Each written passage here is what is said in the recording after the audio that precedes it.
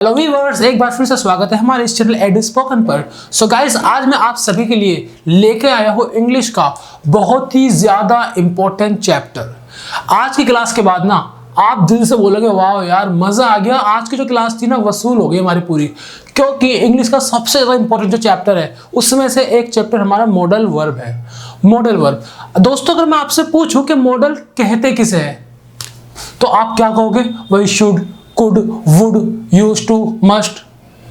नहीं, मैंने आपसे पूछा मॉडल कहते किसे, आपने तो इसका मतलब बता दिया भाई।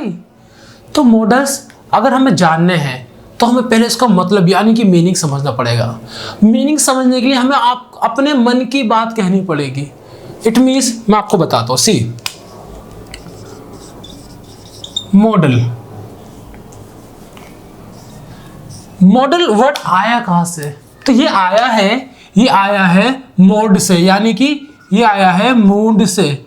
तो जो हमारा मूड होता है यानी कि जो हमारे दिल के अंदर होता है उस बात को बताने के लिए मॉडल वर्ब यूज करते हैं। दिल की बात क्या भाई? जब कोई सामने वाला व्यक्ति अपने दिल की बात कहे, यानी कि हमें हमारी रिस्पॉन्सिबिलिटीज याद दिलाए, हमें एडवाइस दे, हमें अपनी विशेष बताए, ऐसी बातों को बताने के लिए मॉडल वर्ब को यूज करते हैं। मॉडल वर्ब का यूज करते बहुत ज्यादा इंपॉर्टेंट है, बहुत ही ज्यादा इंपॉर्टेंट है भाई, आप इसे नजरअंदाज नहीं कर सकते। चलिए मैं आपको थोड़ा डिटेल से बताता हूँ। सबसे पहले मैं आपको कराता हूँ मे के बारे में। अगर मैं आपको कराऊँ मे के बारे में तो किस तरह से करा सकता हूँ भाई? थोड़ा सा ना बैकग्राउंड में जो म्यूजिक जो शोर हो रहा है ना उसके लिए मैं आपसे माफी चाहूंगा, क्योंकि थोड़ा सा ना यार हवाई जहाज उड़ रहे हैं, 26 जनवरी आ रही है ना, तो इसकी तैयारी की जा रही है, तो उसमें थोड़ा सा जो बैकग्राउंड म्यूजिक आ रहा है उसके लिए आप थोड़ा सा इस वीडियो में मैनेज कर लेना है ना। चलो, मे का यूज मैं अगर करूं तो मे का जो यूज होता है पता है कहाँ होता है? मे का यूज होता है परमिशन के लिए। किसके लिए होता है? परमिशन के लिए। एक यूज है तो मे का, अभी और भी तो है। परमिशन के अलावा अगर मैं बात करूं मे के दूसरे यूज की, पॉसिबिलिटी के लिए, पॉसिबिलिटीज के लिए, एंड तीसरा है हमारे ब्लेसिंग के लिए, यानी कि दुआओं के लिए। जो हमारी दुआ होती है ना, हम किसी को दुआ देते तो वहां पर मे का यूज करते। चलिए जानते कैसे करते भाई, एक दो एग्जांपल देता हूं। जब मुझे ना परमिशन की बात करनी हो तो इस चीज को याद रखना, परमिशन के लिए ना आप हमेशा फॉर्मल जो पैटर्न होता है उसे यूज करोगे, यानी कि जो मे का यूज होता है ना फॉर्मल वे में होता है परमिशन लेने के लिए। अभी वही फॉर्मल वे क्या होता है, ये फॉर्मल पैटर्न क्या होता है? तो फॉर्मल पैटर्न उसे कहते हैं जो जब हम कभी किसी अपने बड़े सीनियर से परमिशन लेते हैं। भाई जैसे कि सपोज दैट मुझे क्लास में जाना है, क्लास में जो मेरे सीनियर होंगे, मेरे टीचर ही तो होंगे ना, वो हमारे गुरु हैं, तो हम उनसे परमिशन किस तरह से लेंगे? सर मैं आई कम इन। भाई ये फॉर्मल तरीका है। फॉर्मल तरीका आप अमूमन ज्यादातर यूज करते हैं स्कूल में, कॉलेजेस में, या फिर आप अपने ऑफिस जहां पर आप काम करते हो वहां पर फॉर्मल तरीका यूज करते हैं। एक एग्जांपल देखते हैं ताकि आप इस वाले तरीकों को अच्छे से समझ सके। जैसे कि मैंने बोला, मैं I take your phone, please. Please भी लगा दो है ना, चलो प्लीज भी लगा दो। प्लीज से लगता है कि यार हम बहुत मतलब प्यार से, मोहब्बत से है ना मांग रहे हो उस चीज को, तो आप उसे बताने के लिए भाई प्लीज भी लगा सकते हो। तो मैंने ये लगाया, इसका मतलब है कि मैं किसी अपने सीनियर से परमिशन मांग रहा हूँ। हो सकता है इट में भी my father, my mother, my Elder brother, मेरे बड़े भाई, मेरे माता पिता, या मे बी माय टीचर भी हो सकते हो है ना, मेरे टीचर भी हो सकते हैं। So may I take your phone please, क्या मैं आपका फोन ले सकता हूँ? या फिर मैंने कहा मे आई गो आउटसाइड, क्या मैं बाहर जा सकता हूँ? इस तरह से आप यहां पर मे का यूज यानी कि इस्तेमाल करोगे। दूसरा जो मे का यूज है वो क्या है? अरे यार वो ये है पॉसिबिलिटीज के लिए। जब किसी काम को होने की उम्मीद हो भाई, जब किसी काम के होने की उम्मीद हो और उस उम्मीद के लिए ना आप मे का यूज कर सकते हो। जैसे कि मैंने कहा क्या कहा? ही मे स्पीक इंग्लिश, ही मे स्पीक इंग्लिश। अब जो यहाँ पे इसकी पॉसिबिलिटीज है ना वो बहुत ज्यादा, मतलब कि मैंने कहा यार वो अंग्रेजी बोल सकता है ना यार, वो ना वो कार चला सकता है, उसने पहले चलाई है कार, वो कार चला सकता है, हम उस पर भरोसा कर सकते हैं। कार चला सकता है, अंग्रेजी बोल सकता है, या उसे कपड़े धोने आते हैं वो कपड़े धो सकता है, वो खाना बना सकता है। जब पॉसिबिलिटीज आ जाए, उम्मीद हो किसी काम में, तो वहां पर आप क्या यूज करोगे? अरे वहां पर आप मे का यूज करोगे किसी काम में उम्मीद जब आती है तो। चलो, इसका एक और यूज है बहुत जबरदस्त, वो है दुआओं के लिए। जब आप कभी किसी को अपने विशेस देते हो, ब्लेसिंग देते हो, तो आप वहां पर मे का यूज करते हो। जैसे कि मैंने कहा, may his soul rest in piece,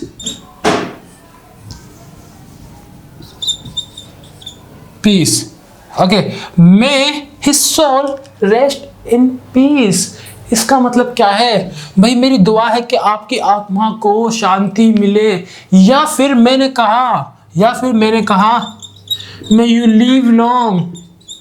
भाई मैं दुआ करता हूं, मेरी दुआ है कि आपकी उम्र लंबी रहे। यहां पर दुआ करने के लिए, किसी को अपनी ब्लेसिंग देने के लिए भी आप मे का यूज करते हो। सो मुझे उम्मीद है यहां तक आपको अच्छे से समझ में आया। चलिए देखते हैं अपना नेक्स्ट वाला मॉडल। आइए दोस्तों सीखते हैं अपना नेक्स्ट वाला मॉडल। जो हमारा नेक्स्ट वाला मॉडल वर्ब है वो है हमारा कैन। सो कैन को आज हम सीखेंगे पूरी डिटेल के साथ, पूरी शिद्दत के साथ। तो कैन का बेसिकली जो मतलब है हम सबको पता है, सकता है इसका मतलब होता है, लेकिन इसका यूज क्या होता है? तो ये होता है हमारी कैपेसिटी बताने के लिए, यानी कि हमारी काबिलियत बताने के लिए यूज होता है। तो काबिलियत के लिए होता है, काबिलियत के लिए यूज होता है। उसके अलावा ये यूज होता है आज्ञा यानी परमिशन लेने के लिए भी, परमिशन के लिए भी यूज होता है। अब आप कहोगे सर अभी आपने बताया था कि मे के साथ तो हम परमिशन यूज करते हैं, कैन के साथ कैसा आ गया? अरे हाँ भाई, कैन के साथ भी परमिशन यूज करते हैं। यहाँ पे दोनों में ना जो डिफरेंस है, जो दोनों के अंदर जो डिफरेंस है वही तो हमें समझना है। वो समझना क्या है मैं बता देता हूँ, आप समझ जाओगे। चलो सबसे पहले मैं ऐसे ही बताता हूँ कि अगर मैं बात करूँ परमिशन की, कैन वाली परमिशन की, तो कैन वाली परमिशन जो यूज होती है वो होती है हमारी इनफॉर्मल में। इनफॉर्मल यानी कि वहां पर आप अपने सीनियर से परमिशन लेते हैं, यहाँ पे आप किसी से भी ले सकते हो। चलते फिरते हेलो हो, हाँ भाई कहना है हमें तो चाटा मार सकता है। इस तरह से आप इनफॉर्मल वे में परमिशन ले सकते हो। सो यहाँ पर इस तरह से आप कैन का यूज करोगे। एक एग्जांपल देखते हैं, फिर मैं आपको कैपेसिटी वाला बताता हूँ। मैंने कहा कैन यू स्पीक, क्या तुम बोल सकते हो? इनफॉर्मल तरीका है, और मैं आपको सजेस्ट करूंगा कि इनफॉर्मल तरीके वाली परमिशन ना ले।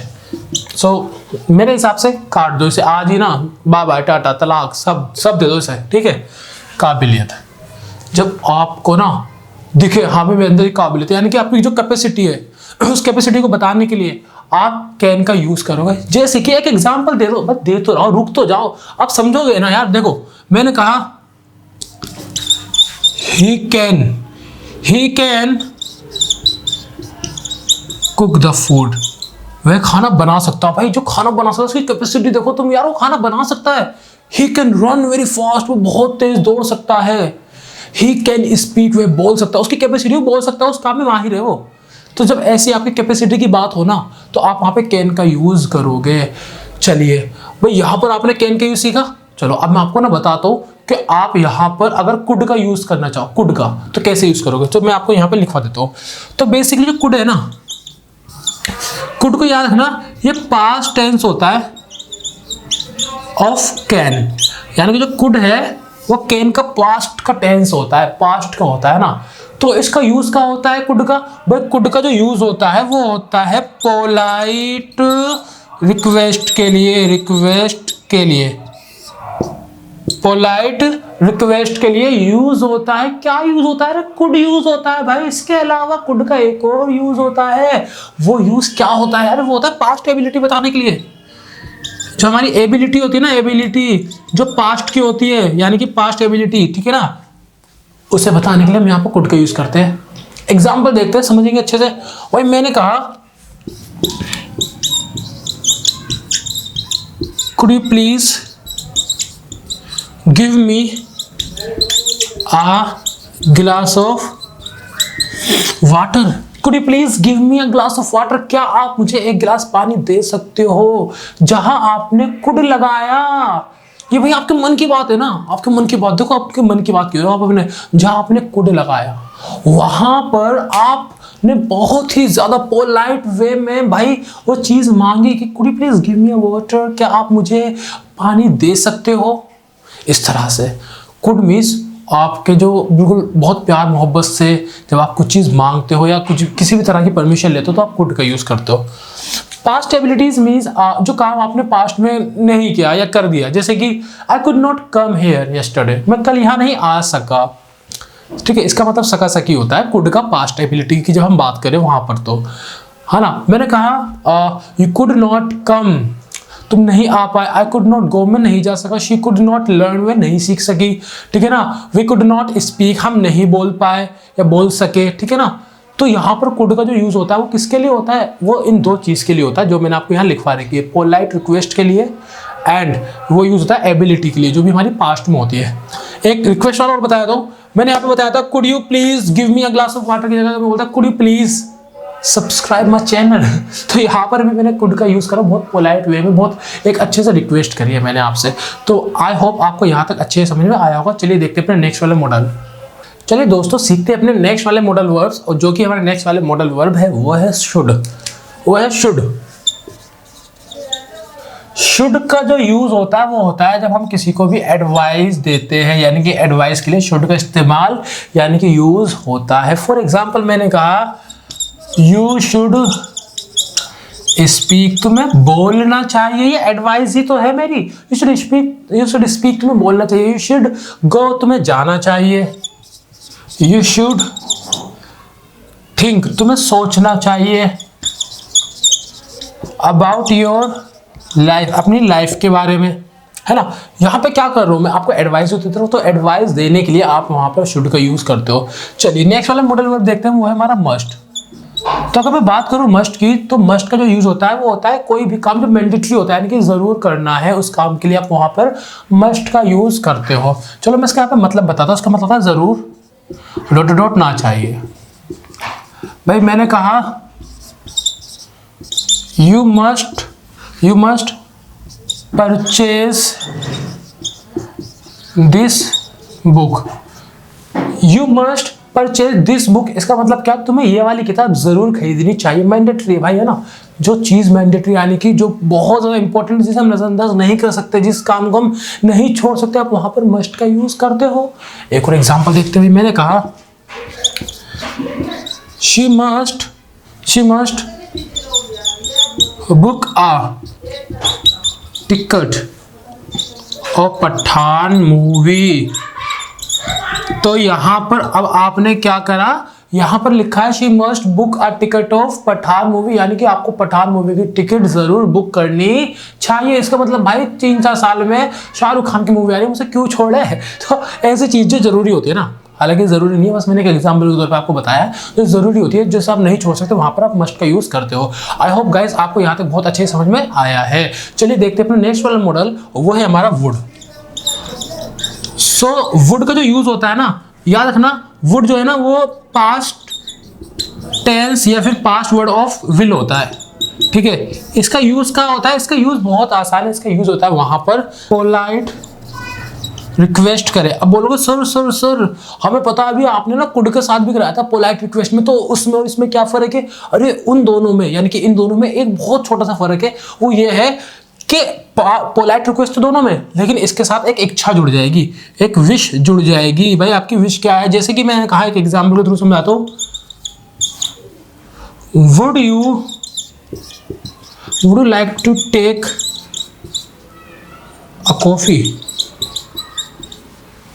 Would you like to take a coffee, क्या आप कॉफी लेना पसंद करोगे। मन की बात है, पूछ रहा है कि हाँ भाई वो तुम कॉफी लेना पसंद करोगे, वो मना करता है तो नहीं चलो चाय ले लो, है ना। यानी कि यहाँ पे देखो उसकी इच्छा बता रहा है, वो क्या है, like to take a coffee.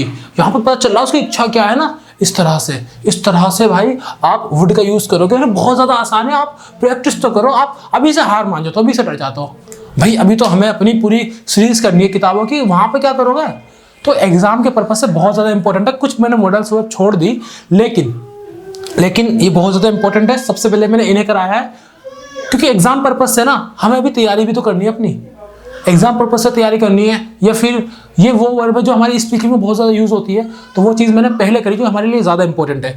हम जो बाकी की जो बची हुई वर्ब है वो हम कभी किसी दूसरी क्लास में कर लेंगे। फिलहाल के लिए ये बहुत ज़्यादा इंपॉर्टेंट है, इसे अच्छे से रिवाइज करें, 10 बार पढ़े 50 बार पढ़े, लेकिन इसे पढ़ के जाए।